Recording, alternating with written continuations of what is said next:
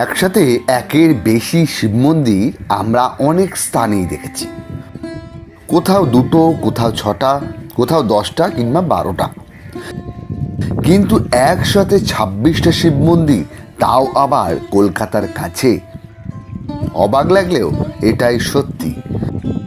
ভারতের প্রত্নতত্ত্ব বিভাগ দ্বারা সংরক্ষিত বিশাল আকারের 26টা শিব মন্দির রয়েছে কলকাতার কাছেই উত্তর 24 পরগনার খড়দাতে।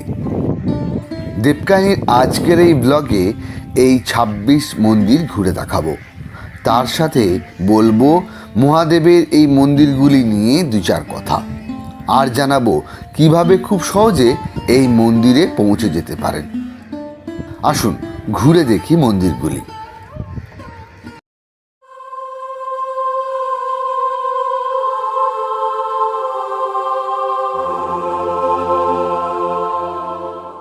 খড়দা অথবা খড়দহ কলকাতার উপকণ্ঠে আরও একটি প্রাচীন জনপদ।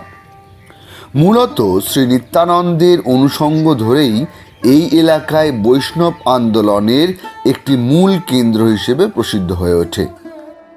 খড়দা ফেরিঘাটের অদূরেই রয়েছে বাংলার নিজস্ব মন্দির স্থাপত্য শৈলী আটচালা রীতিতে তৈরি 26টি শিব মন্দির।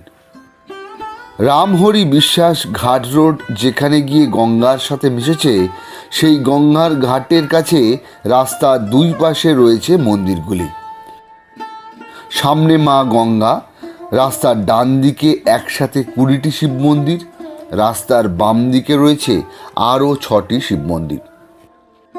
সব মন্দিরগুলি আর্কিওলজিক্যাল সার্ভে অফ ইন্ডিয়া দ্বারা সংরক্ষিত হলেও ডান দিকে 6টি মন্দির বেশ সুন্দরভাবে সংরক্ষিত হয়েছে।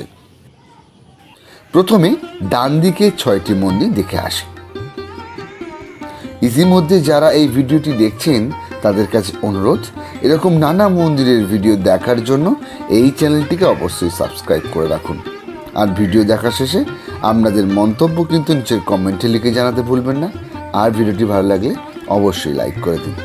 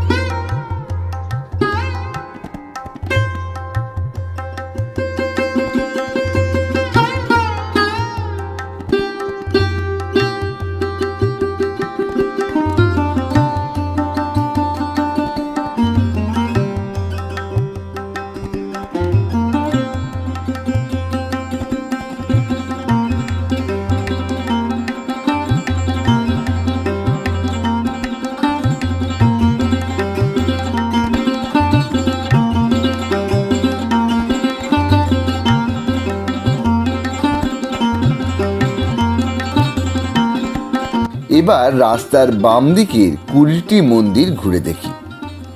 মূল মন্দির চত্বরে প্রবেশের জন্য রয়েছে একটি তরুণ দ্বার।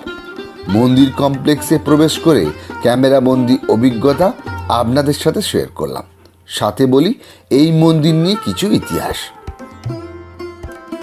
অষ্টাদশ শতাব্দীর শেষভাগে এবং 19বিংশ শতাব্দীর গোড়ার দিকে বাংলার আর্থসামাজিক অবস্থা একটু খতিয়ে দেখলেই বোঝা যায় যে এক শ্রেণীর মানুষ ব্রিটিশদের সাথে ব্যবসায়িক সম্পর্ক স্থাপন করে নবাবী আমলের জগৎ শেঠ কিংবা উমিচাঁদের তুল্য ধনসম্পদের মালিক হয়ে ওঠেন। যারা কোম্পানির আমলে এজেন্ট হাউসগুলোর দেওয়ান বা মুৎসুদ্দি হতেন, পরবর্তীকালে তারাই নতুন নতুন ব্রিটিশ বাণিজ্যিক প্রতিষ্ঠানগুলির এজেন্ট নিযুক্ত হওয়ার দৌড়ে এগিয়ে থাকতেন। তারা হয়ে উঠতেন একজন ধনী জমিদার। বৃহত্তর নোয়াখালী জেলা একসময় নাম ছিল ভুলুয়া। এই ভুলুয়া এবং চট্টগ্রামে লবণ এজেন্ট হ্যারিস সাহেবের দেওয়ানি করে রামহরি বিশ্বাস প্রচুর উপার্জন করেন। দানবীর ও ধর্মীয় কাজে উৎসাহ ছিল তার।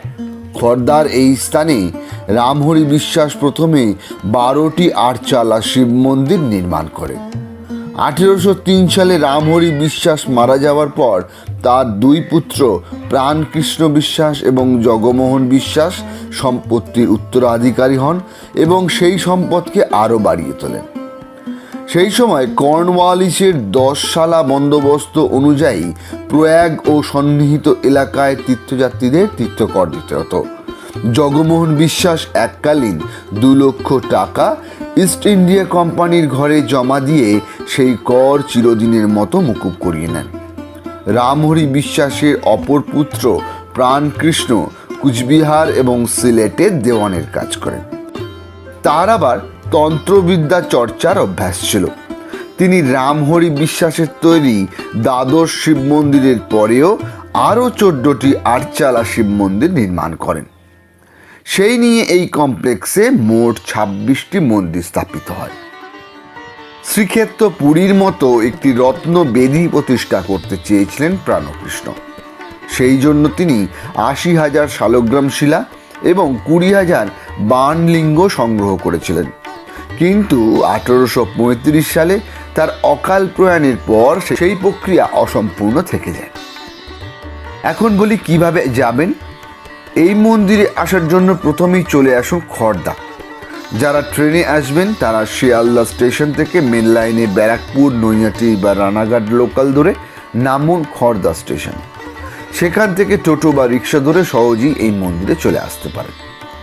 শ্যামবাজার বা ডানলপ হয়ে এলে বিটি রোড ধরে এসে খড়দা থানা বা খড়দা স্টেশন রোড স্টপেজে নেমে রিক্সা বা টোটোতে পৌঁছে যান এই মন্দিরে।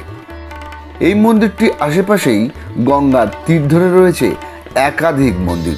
তার মধ্যে কয়েকটি মন্দিরের লিঙ্ক নিচের কমেন্ট বক্সে এবং ডেসক্রিপশন বক্সে পিন করে রাখলাম। যদি আপনারা এই মন্দিরগুলি ঘুরে দেখতে চান তাহলে যে টোটো ভাইয়ের সঙ্গে আপনারা এই মন্দির আসছেন তাকে বললেই তারা এই সকল মন্দিরগুলি ঘুরিয়ে আপনাদের দেখিয়ে দিতে পারবেন।